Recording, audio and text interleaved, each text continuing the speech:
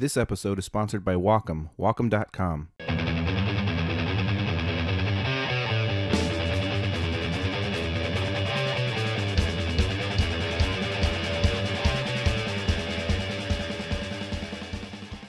I've been using Wacom products for my digital illustrations for 15 years. I prefer to work on a Cintiq, which is an LCD pressure-sensitive screen, which allows the user to draw directly on the display surface. The Cintiq allows me to be able to draw and paint digitally in a way that feels natural and very close to how I work when I paint traditionally. I personally work on a Mobile Studio Pro, which is a travel-size Cintiq so that I can work on the go. And for the studio, I work on the 27-inch Cintiq, which offers true-to-life color on a high-resolution display, giving you clarity and color sensitivity in creative areas like drawing and painting, image editing, 2D, 3D animation, game development, and so much more. I'm happy to announce that Wacom and I will be giving one lucky artist who participated in this episode drawing challenge a Wacom Cintiq Pro 13-inch. Congratulations in advance, and thank you, Wacom.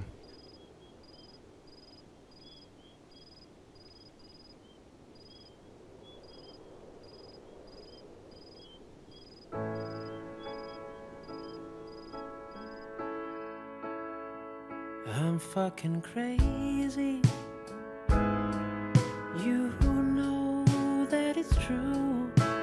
You knew it when you met me. Don't act like this is new. I don't know how to stop myself from acting so insane. Screaming like an animal and rattling your cage. You're fucking crazy.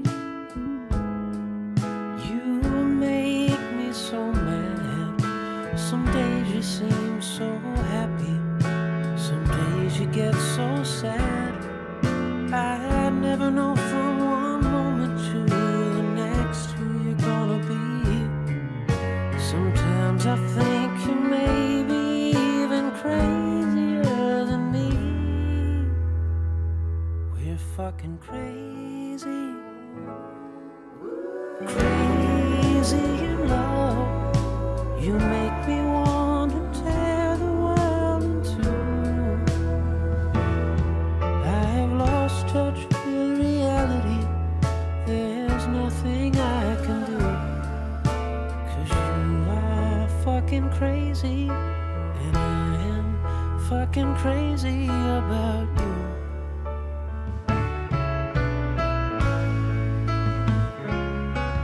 This world is getting louder every day. Sanity can be so hard to find. But you and I, we found another way. Even if it means we've lost our minds.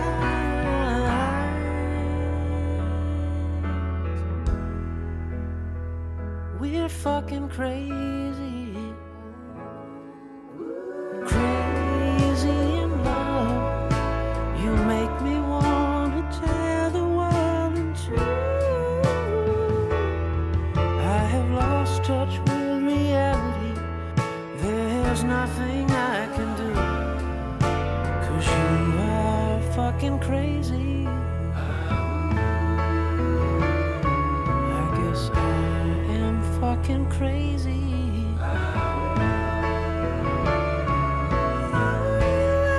Fucking crazy, and I am fucking crazy about you.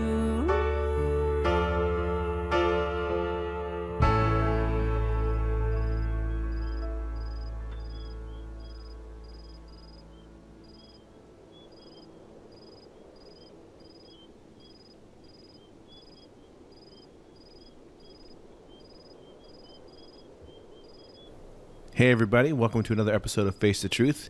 I hope you enjoyed the video of Robert Ellis, the Texas Piano Man. Amazing song and beautifully filmed video by Robert's partner, Erica Silverman.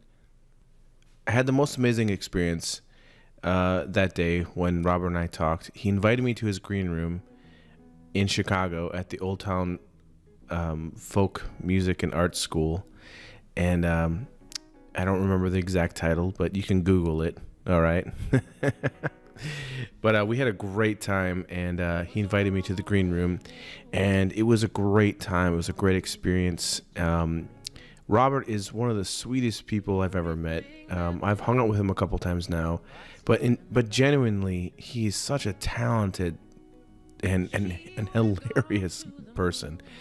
We had a great time, and we set up really quickly. We set up all the recording equipment and everything, and he was so gracious. And one of the funniest things to me personally was that, you know, he's very passionate about what he wants to do. He's got his vision.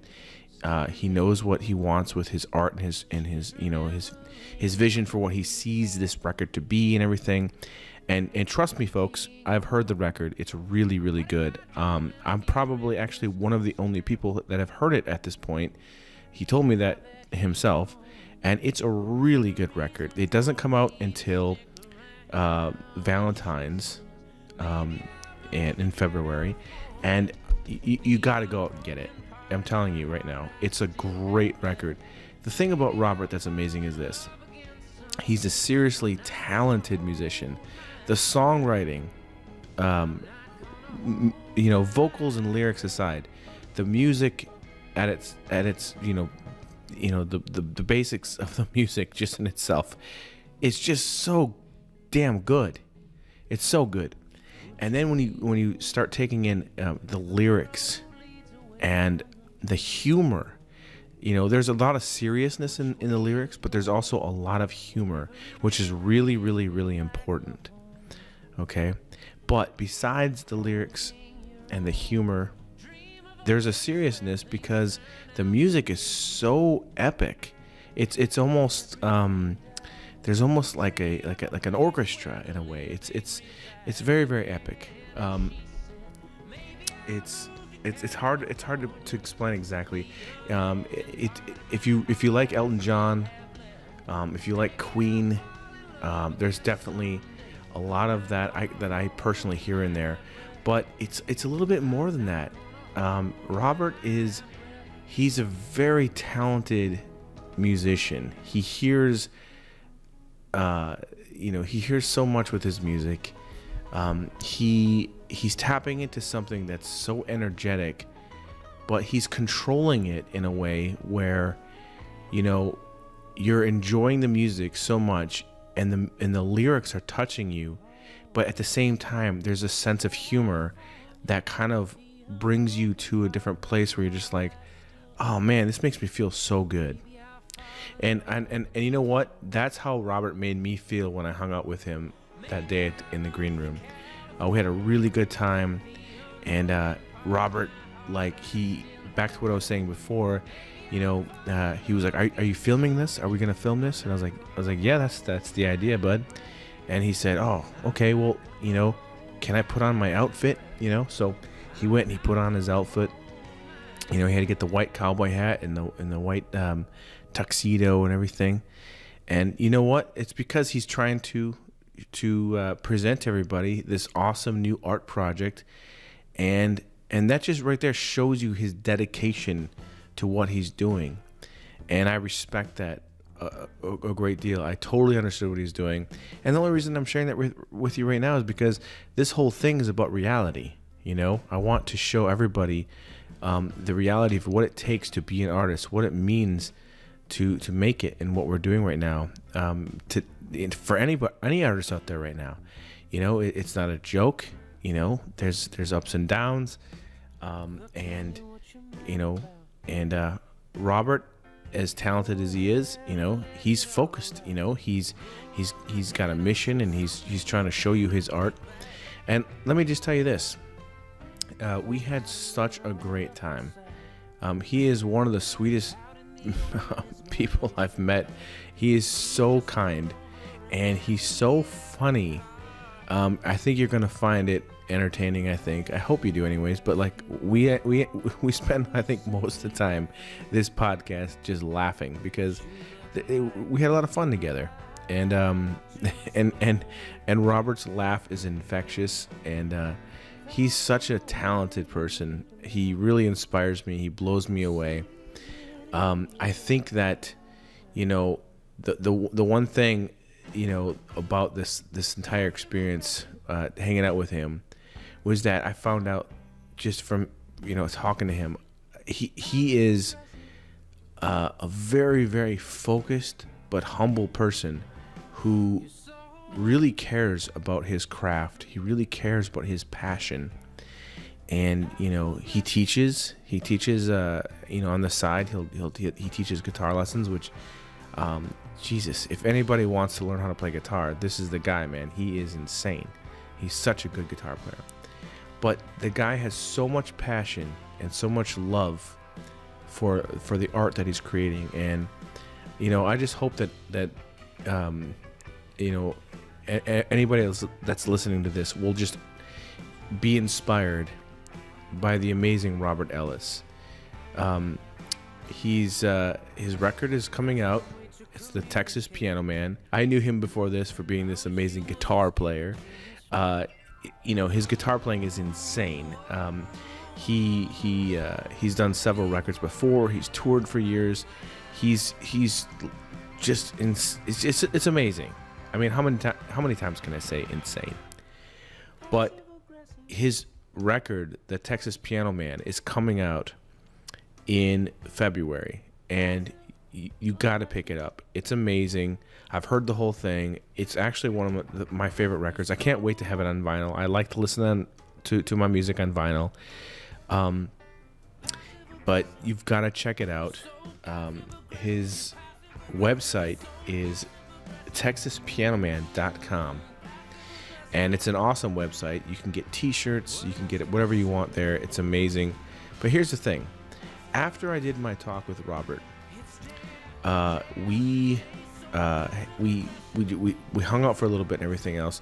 But then I got to go and I got to see his show, and I watched 2 of his shows. And his show was, it blew me away, because he was opening up for another band, and it was just Robert and a piano. Now here's the thing. Normally when I've seen Robert, he's playing with a whole band. He's got an amazing bass player and a drummer, and they're so good, and they just work together so well as a team.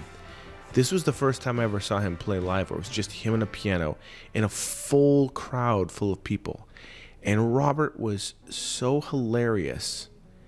And here's the thing. I'm not trying to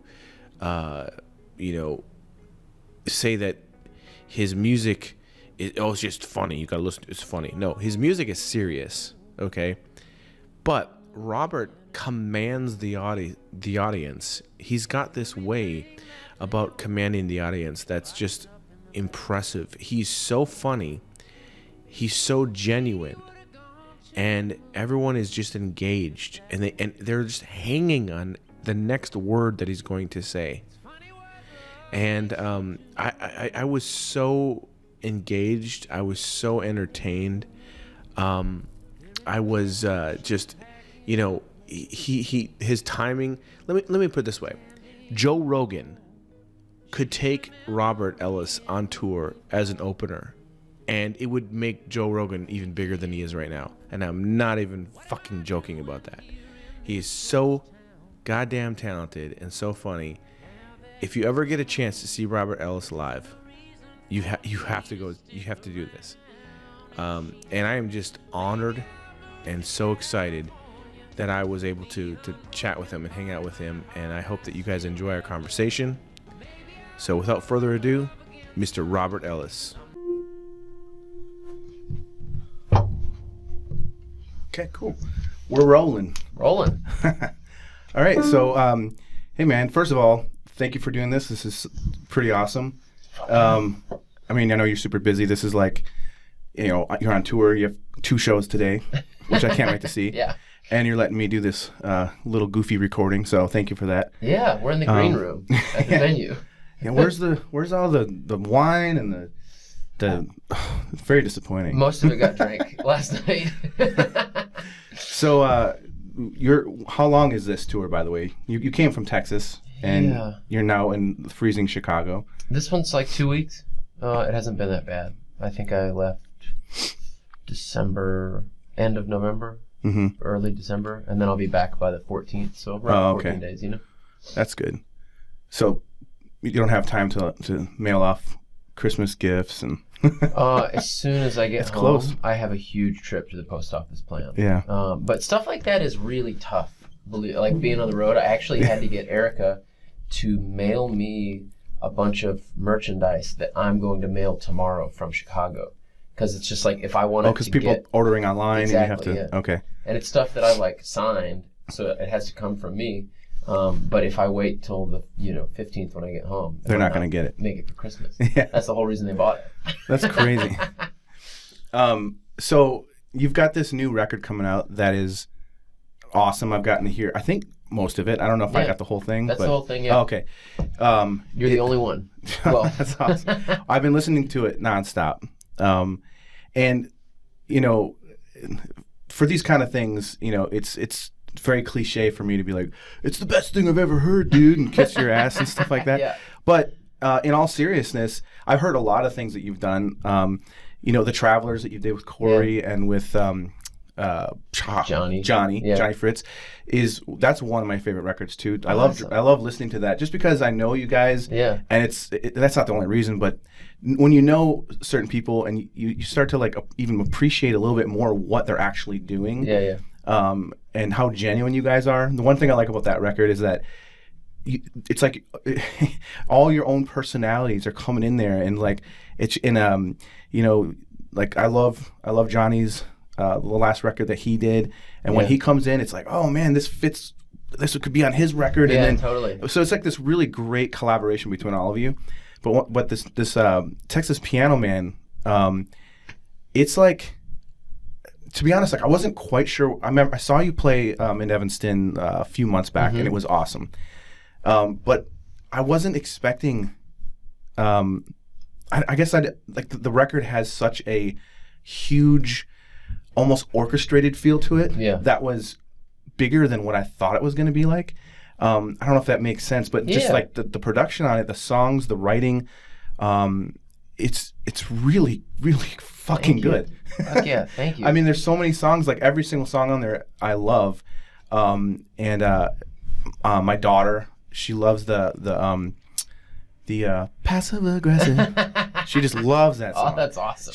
She was like humming it in the car when I was driving. Like we weren't even playing it anymore. And she's like passive aggressive. That one's coming out over Christmas. I think that'll be released. Awesome. Yeah, it should be released right before Christmas. But it's a great record, man. And like, there's I can hear a little Elton in there.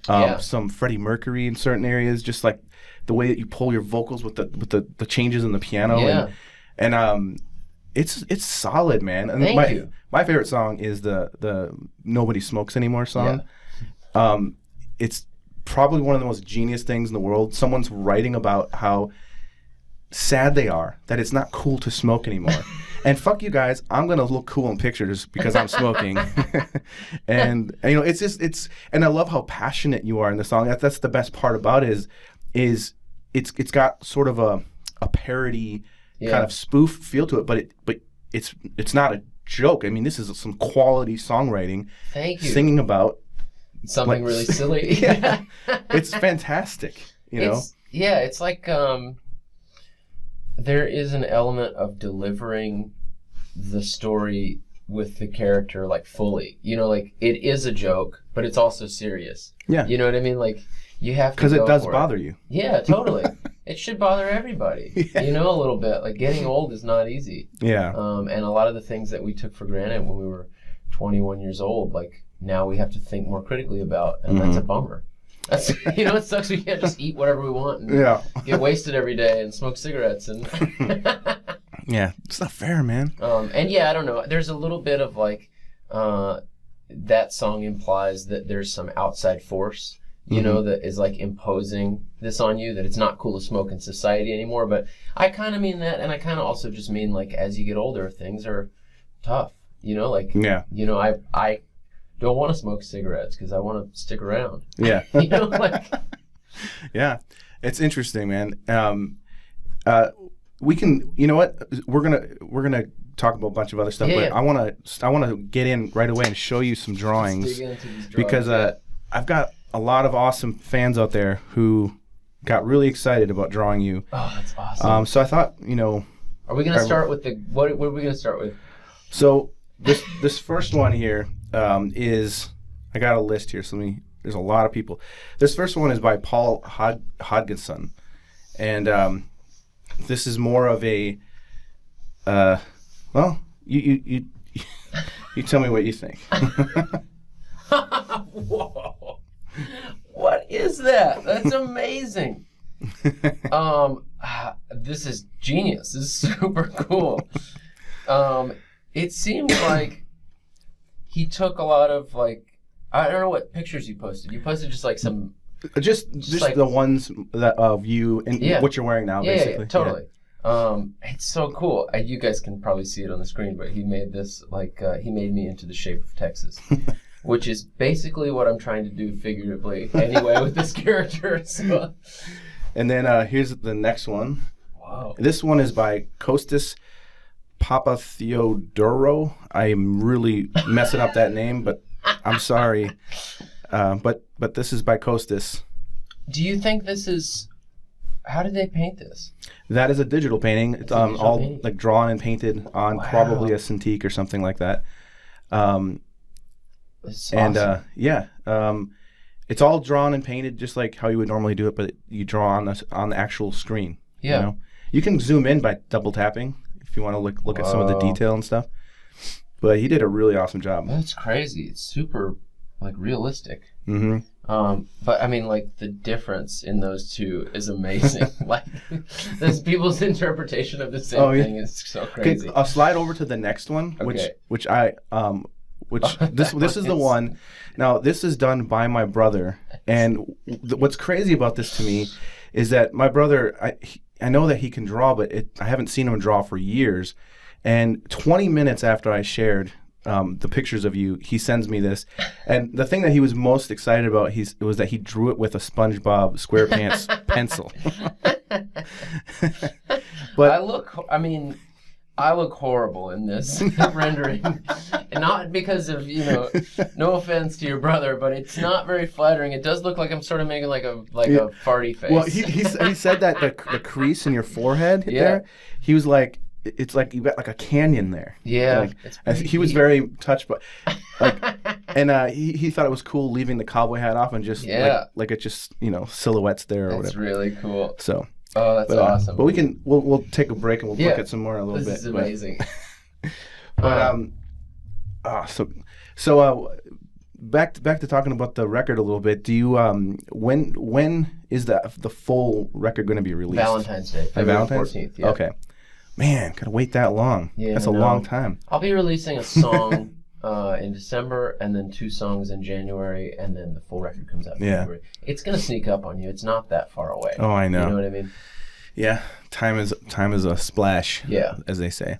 But how long have you been working? I mean, was this like I went into the studio and we just worked it out, or have you been working on these songs for years, or how does it work? It's kind of crazy making records because we recorded the record in February of this year. So by the time it comes out, it will have been recorded for a full year.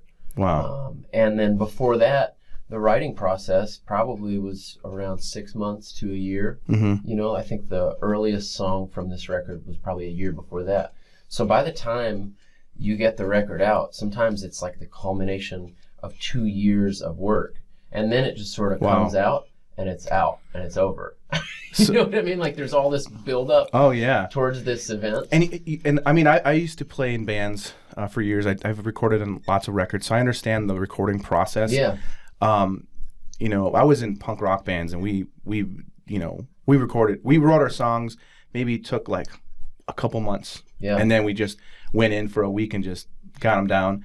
But we were not sophisticated nearly as much as you are. So, so now the writing process, or I mean, at least the creation of it, the record was recorded a year ago. Is there a reason why you're waiting a whole year to release it, or is there a lot of like in the studio messing around and trying to get everything?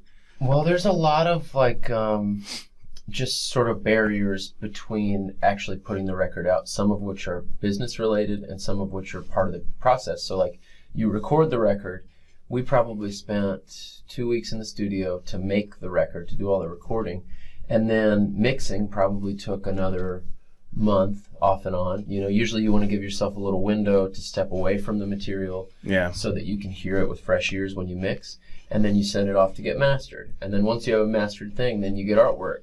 And then you start building like the branding, and then you just, I don't know, you wake up and you realize it's been like 8 months. Well, I mean, and that's another thing I got to say too, is that your website is super impressive. It's so much fun. Thank you so much. And like, I mean, it's like, so there, I can definitely, I really can appreciate how much effort and work. And that's the thing. That's one of the things I want to do with this whole podcast thing is it's exciting to talk to artists from all different genres of art. And you clearly have a passion for what you're doing. I mean, you're an incredible guitar player. You're an incredible singer, songwriter, and piano player. And one of the things that, because before this record, I just knew of you as this kick-ass guitar player. Yeah. That it's so exciting watching you. I'm a guitar player, but you know, again, punk rock. Okay. So, but when I watch you play guitar, I'm just like, man, this guy.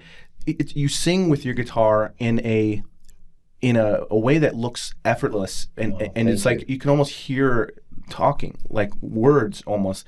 And there's I can just tell that there's such a passion behind like every single note you're doing. And then there's times I saw you live, I think last time your chord fell out in the middle. Yeah. But you pulled it off in such a smooth way where it was like, I don't know, it's hard to explain. You're in your element. I've been playing that instrument the longest. Yeah, you teach guitar too, don't you? Yeah, and I guess piano was my first instrument, but then when I was really young, I picked up the guitar and I was just like, this is it. This is what I want to do.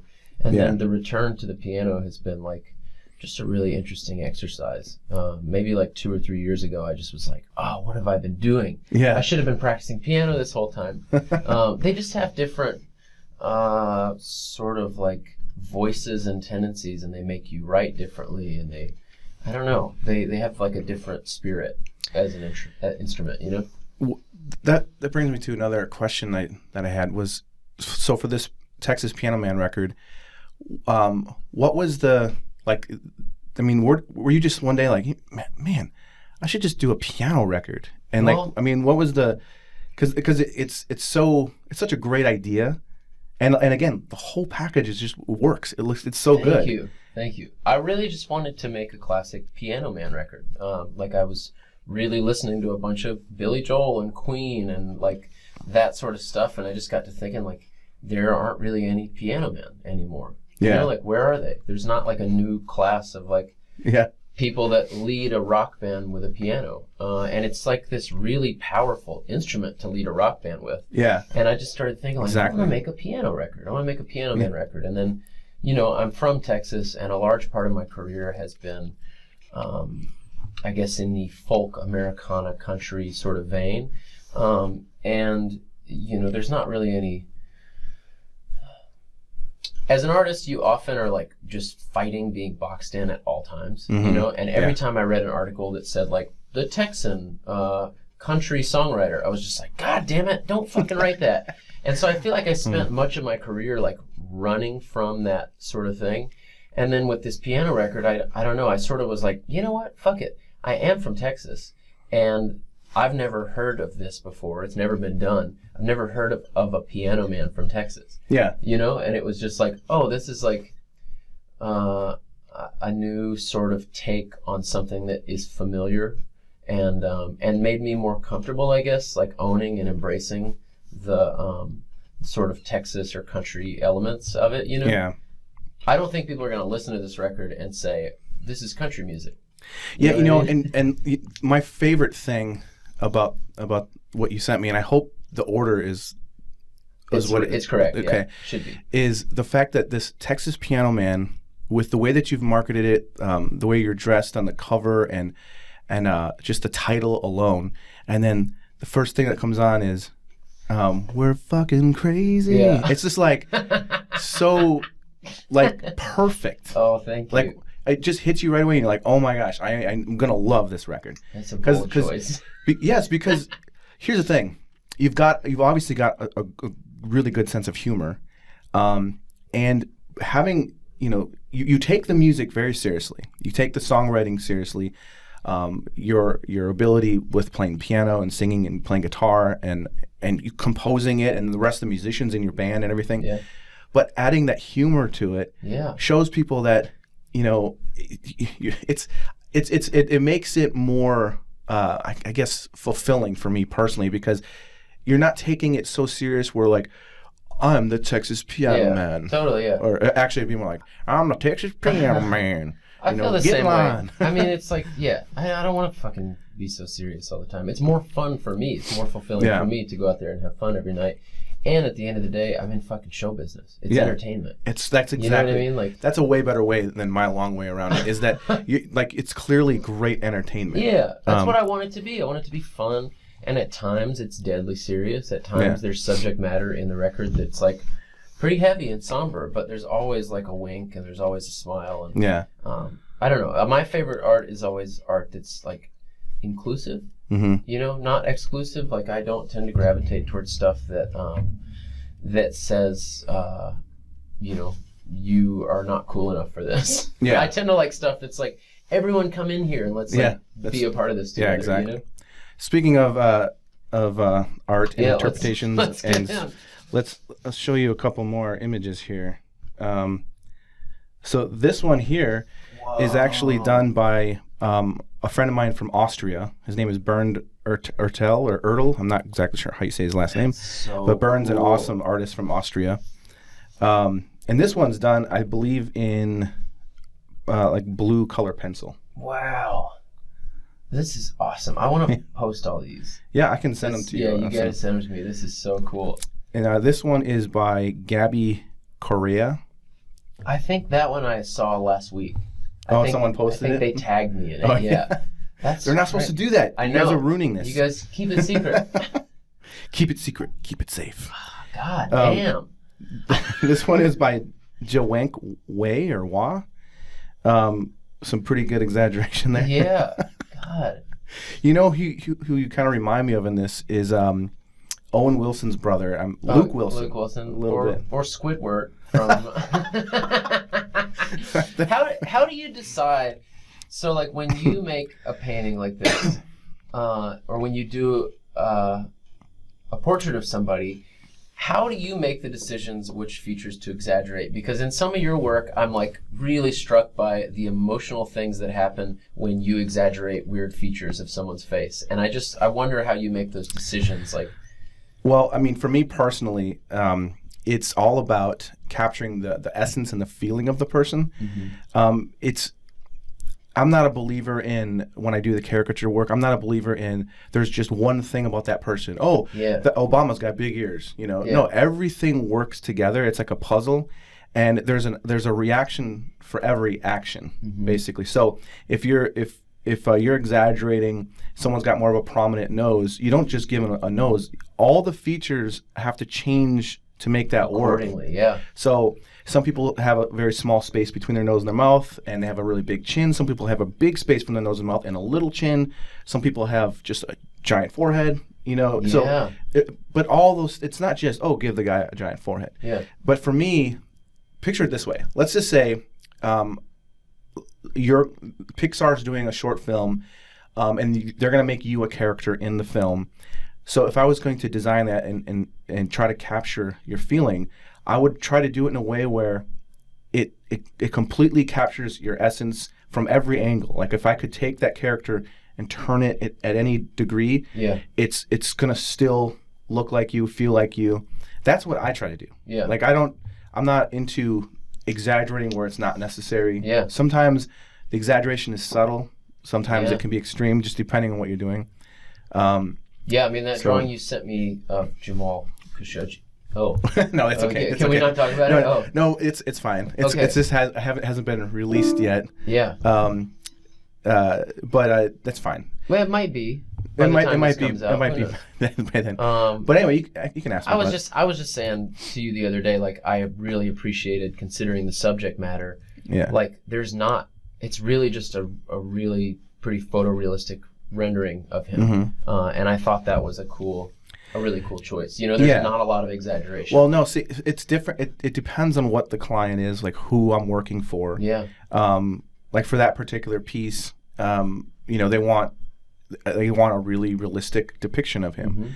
I put a little bit of character in there just to give a little bit more emotion. Yeah, you know, I saw like in the brow. Yeah, just a little subtle things. But yeah, I mean, sometimes I have to do really realistic portraits, and when it comes to that, for me, as far as drawing, it's just math. It's like I just have to measure all the features. Yeah. And once I get it drawn, where I know the proportions are 100%, then it's about it's about the aesthetics of my brushwork. Wow. Like, what can I do to make it look good and energetic, and you know, because several good portrait artists can paint the same person from the same reference and have all different kinds of versions, and it has to do with their brush technique. Yeah, clearly. Yeah. Yeah. But like, and their mind, and their crazy mind. There's a couple people here who have done more realistic portraits. Like this one's, I think this one's pretty cool. That's awesome. This one's done by Matthew Manny. My beard looks gigantic. Yeah. I wish I could grow facial hair that thick. But see, I mean, the difference between like this and this, there's like, you know, just different artists, you know. I really think that a lot of people got into drawing you because, again, you're such a good character, and it's fun to draw. Yeah. It's fun to draw people on a cowboy hat. Yeah, totally. Yeah, I like the colors in this one a lot. Yeah, I do too. It's got like almost a vintage type feel to it. Which might have been taken, like those photos have a little bit of that too. Ali Valenti did the photos. Oh, okay. She did some of the color work on the photos. That feels a lot like they took you know. No, they look amazing. They really do. This one is one of my favorites. This is David Yellen. I just love it. It's got such a classic old school caricature style to it. And it almost has like an Al Hirschfeld like animation feel to it, but very simplistic, but also it's very complicated because it's not easy to have such a good style and draw this way. I think his style is a lot more complicated than what some people realize, but I really like his work a lot. He's actually submitted, I think, to every one of my podcasts so far. Yeah. And he just does great work. This is really cool because it's not proportionally like any of the photos that I sent you. Yeah. You know what I mean? He moved me, the perspective's different, and yet it still actually looks like a picture that was taken of me. Yeah. Even though it wasn't. It's very creative. It's very cool. Maybe let's do one more and then we'll talk about some stuff. This one this one cracks me up. This is by Alberto Santiago. Wow. Well, I think some interesting choices were made here. I have blonde hair, which is one interesting difference. But also I'm very excited. I'm sitting on a Ninja Turtle.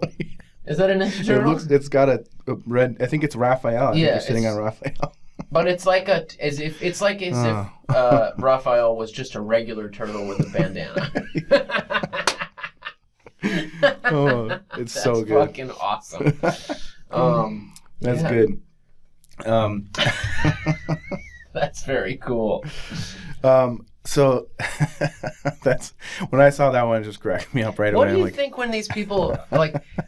I'm sure everybody is like drawing stuff for different reasons, you know. But like, what do you think he was thinking when he drew that? I have no like, fucking I'm gonna idea. Make these motherfuckers laugh. I have no idea. There's no.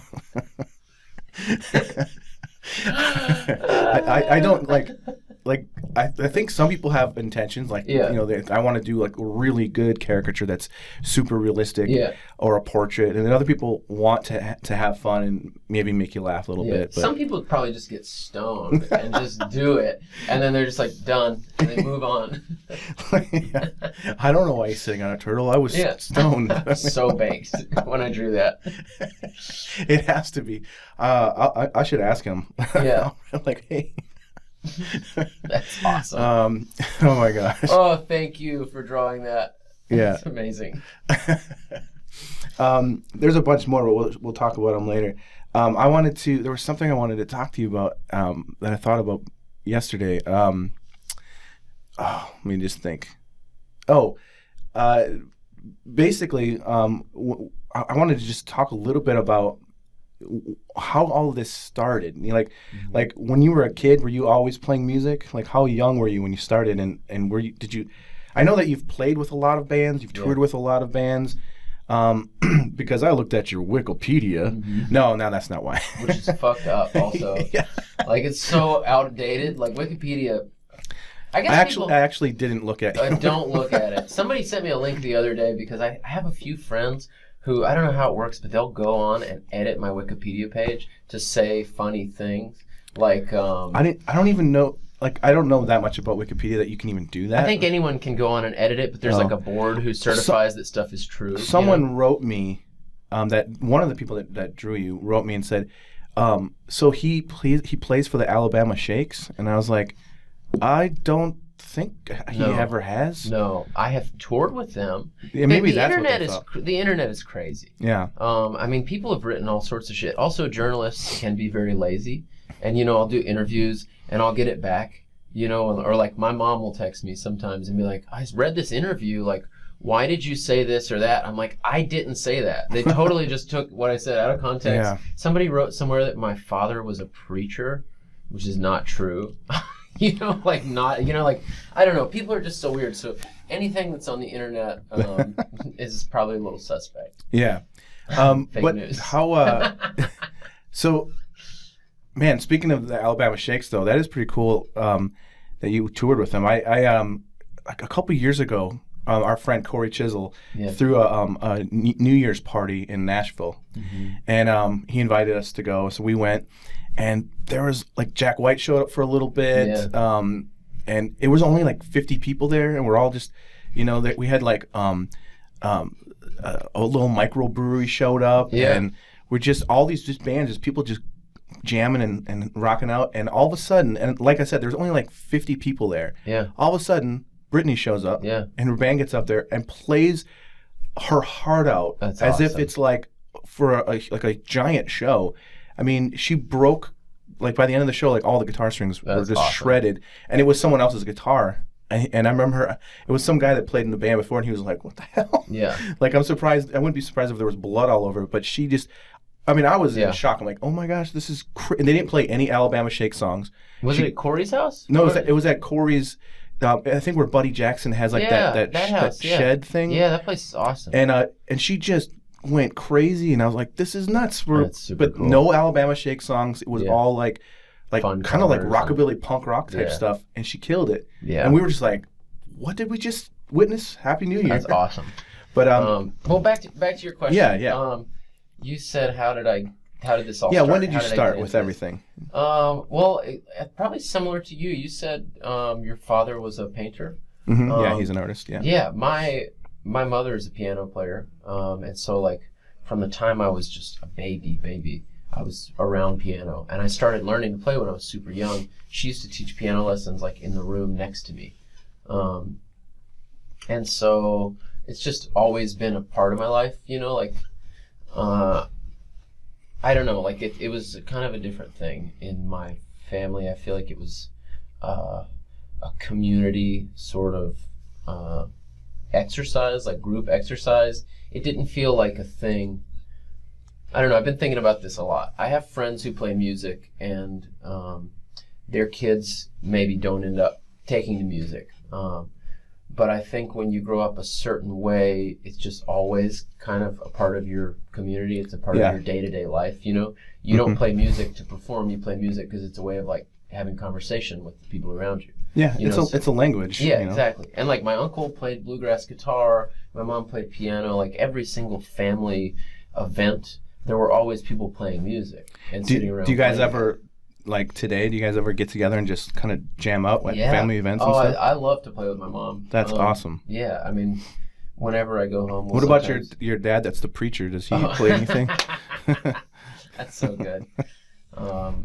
Yeah, it's, I don't know. I think it's a cool way to bring up a kid. It's just to make art sort of demystified. See, that's we got some similarities that way too, because my dad's also a musician. He's a really good guitar player, harmonica player, singer. Yeah. And so I grew up he was in tons of bands. And I just grew up around music. Mm-hmm. My dad began interviewing musicians, so I got to meet a lot of bands. Cool. Went to lots of music festivals, and then of course my dad's a painter, so I just grew up in this. To me, drawing and painting and music it wasn't that weird. It was just that's my life. It's like duh. You know, I started playing in bands when I was 17, I think. Yeah. And it wasn't shocking that and then I spent my early 20s on tour. Yeah. Probably for like 5-6 years. You know, and the only reason I stopped doing it was because my ex-wife, but my wife at the time, she was like, you know what, you're done with this music thing. Yeah. And so I had to quit the music because it wasn't working out. Yeah, it's not pleasant to tour. Yeah. I mean, I went on a 7-week tour once, 7 weeks straight. That was the longest tour ever. We had a show almost every day. It's hard on your relationships. Oh, it was really hard on your relationships. Yeah, it didn't do any good. No, you have to keep your shit that was pre-kids though. I didn't have kids, but still, you know. But then, you know, what ended up happening for me is then once I stopped doing the band thing, I started just focusing everything on my art. Yeah. You know. That's what it takes. So, you know, it's hard to focus on both those things for me personally because I am very passionate, and like people always ask me like, you should do tattooing, you know, because I'm covered in tattoos. Yeah. And it's like, you don't understand. If I was going to get into tattooing, I would have to focus everything on that, and I can't do that. Yeah. So I'm not gonna. You should just try. Why? Like, you know, give me a gun and I'll tattoo something on you, and you tell me if I should continue. Yeah. But you want to? We get some more drawings to look at as well, but do you want to do any playing at all, or? I mean, I'd hope just to have the piano around to talk about stuff if anything happened. But you're gonna get some of the show tonight, right? Yeah, we can do whatever. Yeah, you should just get some of the show tonight because I think I'd say tonight in like an hour, in like a short amount of time is when the show happens. So. But yeah, you should get some of that, and you should throw some in there. Yeah, I'll do that. That's fine. No, I was just wondering if you were tempted at all because it is right there. I know. Well, you know, I'm sure, like, talking about doing everything all the time, like focusing all your energy on one thing, you have to, even on tour, you know, like I practiced for 4 hours yesterday, and all morning, you know, I woke up at 9, you got here at noon, I was just playing, you know, to a metronome, and just fucking doing the same thing over and over. Like these little runs, I've just been like trying to put in every key. And like, I don't know, it's just, you really have to go whole hog. And I was a guitar player forever. So you mean like, even though you're a guy that puts out records, you still practice? You have to fucking practice. Yes. It doesn't just come naturally and like. I was FaceTiming with my lady earlier, and the whole time we're talking, I was just like playing this riff over and over, you know, and the iPad was right here. She's like, okay, well, I'll talk to you later because you're clearly wanting to practice right now. Yeah, that's funny. Well, I mean, that's important. I mean, that's funny because I get asked that all the time too. Like, how do you continue to, you know, your work seems to grow and you evolve your style, and you know, not every one of your paintings looks like it changes, and you know, it's like because you know that's what it means to be an artist. I'm not going to just do the same drawing over and over and over again. Yeah. I'm going to continue to try to figure out how I can learn different techniques, like try different mediums, and a lot of people though they do. Like, they have a goal, and when they reach that goal, they're like, sweet, got it. This is what I wanted to do. Yeah. You know, and I think like Hootie and the Blowfish. Yeah, totally, yeah. And I want to be with you. I don't know. What I want is so much bigger than, like, some measure of success or, you know, money or fame. Like, what I really want is to, like, at the end of the day, be psyched about my playing. Mm-hmm. And I want to, like, I don't know. Like, and you should be. The act of practicing is why I do it, because it feels good. Like, you go to sleep easy when you've spent a long day working and you've done something that you're proud of, you know? You know, one of the things my dad taught me when I was a pretty hardcore art kid where I didn't have any friends. My social life was really bad. Yeah. I didn't get invited to parties or anything like that. I literally would come home from school, do my homework, and then I would spend 6 hours or more just drawing. That's all I did. Totally. And my dad had this thing, and he told me, he had a lot of sayings. Quitters never win, you know, winners never quit. Pride Comes Before the Fall. Yeah. The one that stuck with me a lot was practice doesn't make perfect. Perfect practice makes perfect. Yeah. So, Jace, when you're sitting in your room sketching Ninja Turtles or Batman or whatever, even though it's just sketches in your sketchbook, make them the best sketches. So when you're practicing, put everything into your practice. When it comes time to you to do real art, real pieces, you're gonna be like a conqueror, Yeah. And I really truly believe that's with every medium, That's so much of what I teach when I teach lessons to people is I'm teaching them how to practice. Yeah. That's how really good. The way to get better is kind of daunting sometimes. It's confusing because you could sit down and spend 4 hours doing something, but you never know, am I doing the right thing? Is this going to actually get me where I want to get? So much of it is just like learning how to practice the right way. Yeah, I think a lot of people that want to be in the creative world kind of miss that sort of a thing. Like it doesn't, like it kind of just goes over their head. Yeah. But you never stop. You shouldn't. Yeah, you definitely shouldn't. I'm not gonna lie. Depressed. I'm a little nervous about my future because I don't have a real job. Yeah. I'm a freelance artist. I've been taking care of my family for almost 20 years now because I draw pictures. I don't have a retirement plan. Yeah, totally. Like as long as I am mentally there and physically able to do it, I'm gonna probably be doing this until the end of my days. Which is not a bad life, but it is crazy to it's not stressful. have any security blanket. It's a little stressful. Yeah. It is. Yeah. Security security blanket to fall into. Hey, any whatever. Yeah. Yeah. I just hopefully my kids become like super rich. Super rich. Yeah, they can take care they of marry all of us. Elon Musk or something like that. They can become like one of his ladies or something. And no, what am I saying? That's so that's a fucked terrible up. aspiration to have your daughter.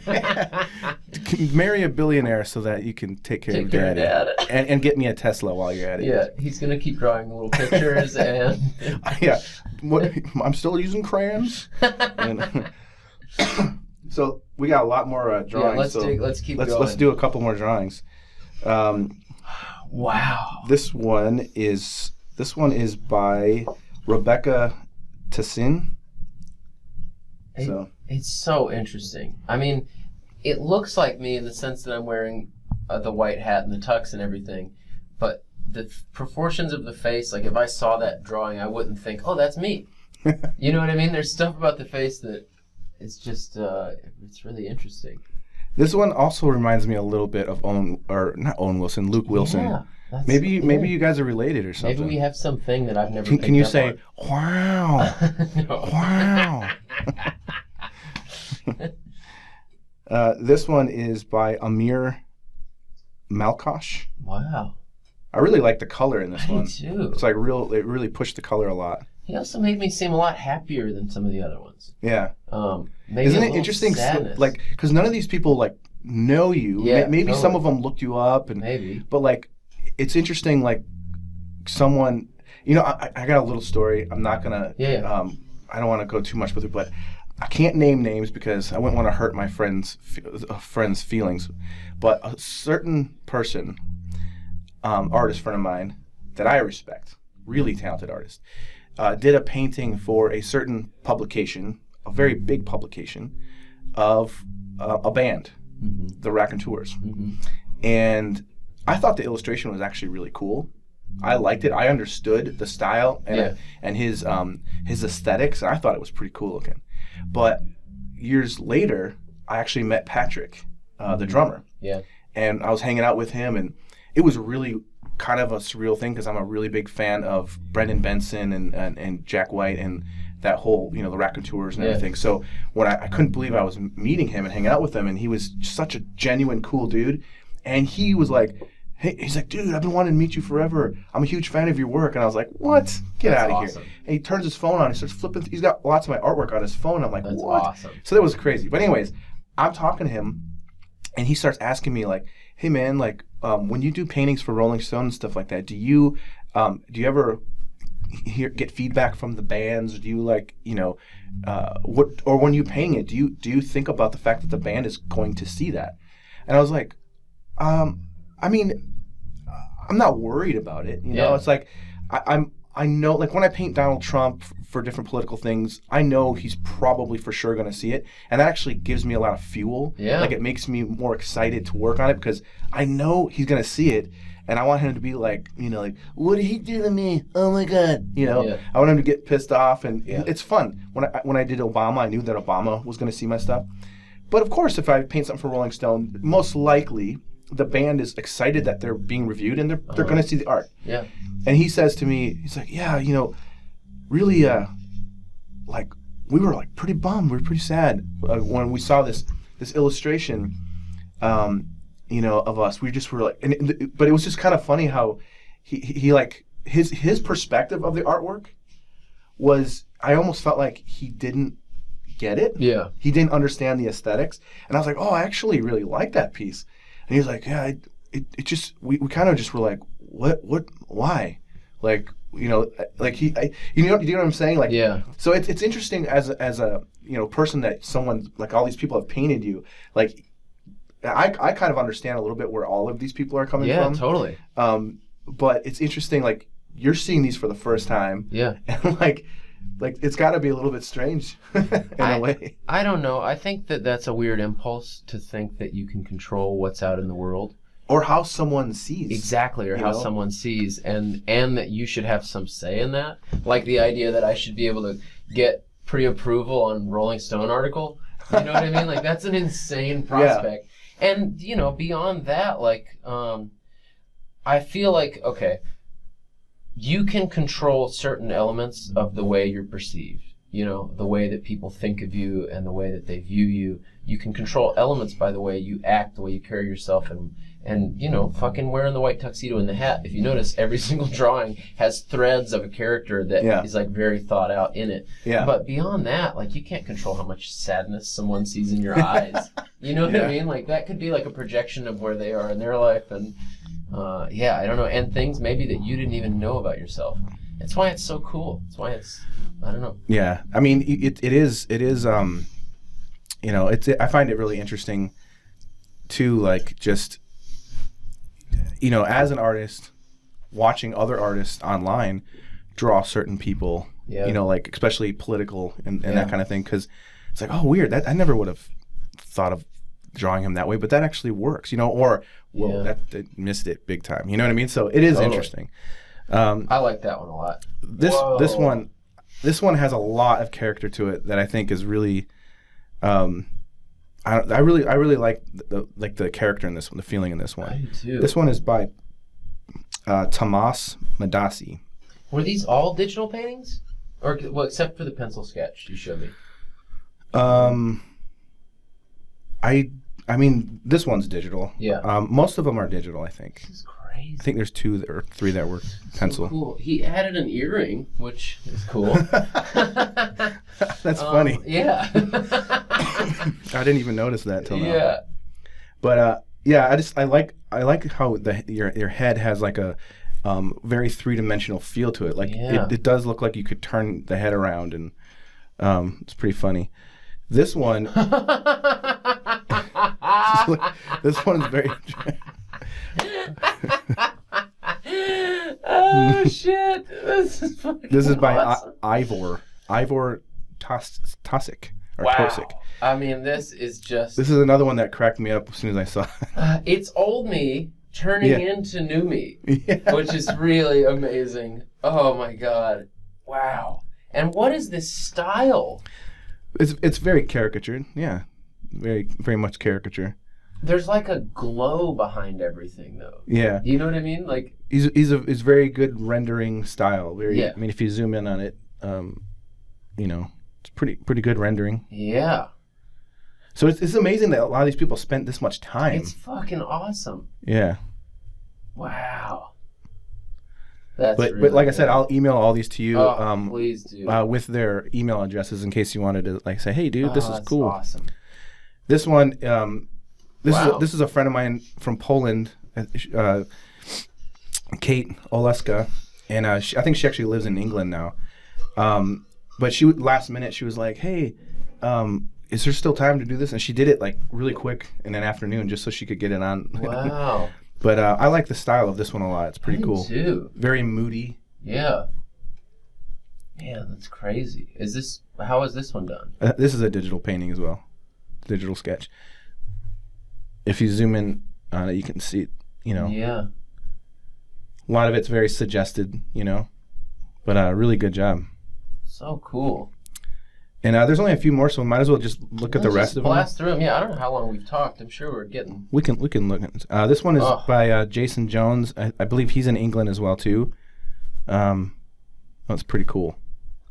Really this one has like a nice soft feel to it. Wow. And actually, the last two are done by the same artist.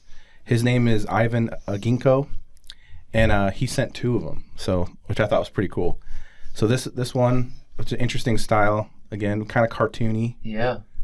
And it almost has like it almost reminds me of like the Peanuts cartoons or something, like something about the lines and the coloring. And then this is also by him. So see how there's 2 different versions by the same artist. So it's interesting to see the perspective, like 2 different ideas by one artist, and they're both completely different from each other. Yeah, wow. Yeah, the one before feels like it would be like in the New Yorker. Yeah. Like on a weird. Wow, that's fucking crazy. Yeah, that's very interesting. Both digital paintings. Yeah. So, but yeah, isn't that awesome? Just seeing all. I mean, here's the thing. Every single time I've done this so far, I've just put it out there, like, hey, this is going to be an upcoming guest. Here's some images. If you want to be a part of this, I didn't know how it was going to go. Yeah. And so far, every one of them, it's just amazing. Within a week, people just really work hard, do a lot of really good drawings. And yours just kept coming in. I think most of them have been like 10 to 12, and yours is almost 20. Yeah. So, oh, thank you guys for drawing. Yeah. That's awesome. Pretty crazy. So what do you have left on this this tour as far as where you're going? Are you going to stay up north, or are you going to start hitting places going back down to Texas? We go Ohio next, and then Nashville. And then I fly home, and I have to play Dallas. Okay. And then I get to go. I only have like 4 more shows before I get to go home for Christmas. So, it's funny. So, I used to really hate Texas. Wow. Because let me explain why. Yeah. So, when I grew up, I never went to Texas my entire life. Then I was 18. I was in a lot of bands, and we toured a lot. And so, my first. I just thought Texas was a big desert with cactuses. That's what I thought. I didn't realize it was like just giant highways everywhere and like, and But the first time I went, I had a pretty good time. It was in the wintertime, so it wasn't crazy hot. But I know this is my fault and this is just bad luck, but every single time I somehow stepped in grass, I stepped in dog shit. And I was like, what is it with this just dog shit everywhere? Like, and the people were super nice. We had great shows. The second time I went to Texas was in the summertime, and it was ridiculous how hot it was. And then somehow I'm with my entire band. We're playing outdoor festivals, and we're at the merch booths, in between the shows. And somehow I get chiggers. You know what chiggers are, right? Yeah, like gnats? Like these things that burrow on your skin. Yeah, totally, yeah. My left leg looked like I had leprosy. Oh. It was insane how brutal it was. And I stepped in dog shit again. None of these problems are unique to Texas or repeatable. I don't think. So I had like I was like, man, every time we go to Texas, something happens. So, but the thing is our friend Noah, he lives in San Antonio now. So, Noah and Maddie are good friends of ours, and basically the last 3 years or so, I want to hang out with them. So I go down to Texas in the summertime. Awesome. But now I've learned. Now I love it. I mean, I can get over the heat. Yeah. At first, it was hard for me to handle. It takes a minute. Yeah. But now it's like San Antonio is one of the coolest places. The people are amazing. Yeah. Great food. I don't know. There's like a vibe there that's hard to kind of describe, but now I love Texas. It's very unique. San Antonio has got a huge Mexican influence too, which is like the market day and like you said, all the food and just like the vibe and look of the city. There's a lot of art. There's a lot of like people that pop up little places that they sell their paintings or whatever. And awesome. I love that city. Yeah, it's got a great vibe. Yeah, I live in Austin, so I live about 40 minutes away, an hour away from San Antonio. And we go there like to get away. Yeah. You know, we go there for a couple days. Pretty amazing too, though. I ran into Noah. You know what's crazy? I was in San Antonio just like having a little date weekend. Yeah. And went to a restaurant. Oh, yeah, you were telling me about that. Yeah, there were like 2 people in the whole restaurant, and one of them is Noah's wife. Yeah. And she's like, oh, I manage this restaurant. Yeah. And I was like, what are the chances? Like, you just happened to show up at this restaurant? Yeah, we just happened to see each other. I mean, I know that sounds crazy, but I know Noah from up here. Mm-hmm. And I had no idea he moved to Texas. And there was no one in this restaurant, and we had no earthly business being in this restaurant. You know what I mean? It was like... That makes it even stranger, because you're like, what are you doing here? That's what I was like. She's like, oh, we live here. And yeah. You're like, what? It's all crazy. Yeah, because her family's originally from there. But, yeah. But I got to tell you a kind of an interesting thing that I just thought of that the last time I was here, this is Old Town folk, what's it called? Old Town School of Folk Music. Yeah. So that's where you're playing today. But I just remembered something. The last time that I was here, you're not going to believe who I was hanging out with. Who? Levon Helm and the band. Wow. Yeah. Because my step-grandpa played in his band. Wow. My step-grandpa, his name is Howard Johnson. Like the Hotels? Yeah, like the Hotels. He's an amazing tuba player. He used to be in Saturday Night Live band. Wow. He played with Taj Mahal. He played with John Lennon. He's played with Hendrix.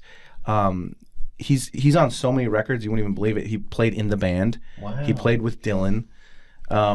He played with B.B. King, and so the band played here. The band played here. It was Levon. Levon unfortunately passed away about a month later, so I saw one of his last shows. That's awesome. But I got to my grandpa Howard's like, hey, he's like, I'm going to be in town. You want to come hang out and see the show? And I'm like, yeah, you know. That's awesome. And then I came down to the green rooms here. And I walk in, there's Levon Helm. Wow. And I got to hang out with them all. And it was St. Patty's. And they all had like these lemon shot things. And so I'm like doing shots with Levon Helm and everybody. That's awesome. Like these little drinks. And just, I couldn't believe it that it was an amazing show. That's so He was cool. still like, I mean, he was drumming and singing. His daughter was singing. He's badass. But yeah, I just remember that. Yeah, so cool. Well, I hope tonight doesn't disappoint. I hope it's... No, I'm sure it's going to be awesome. So, anyways, this is probably long enough, but thank you so much for doing this. Thank you. Hopefully, this is entertaining for people. I think it went well. I think so too. Yeah. But yeah, thank you so much, and we'll have to stay in touch about this whole music thing. Make sure that you keep practicing, and maybe people next time will, they'll find a little bit more joy in your eyes and realize that your preacher father is not as dangerous as they think. All right, man. Thank you so much.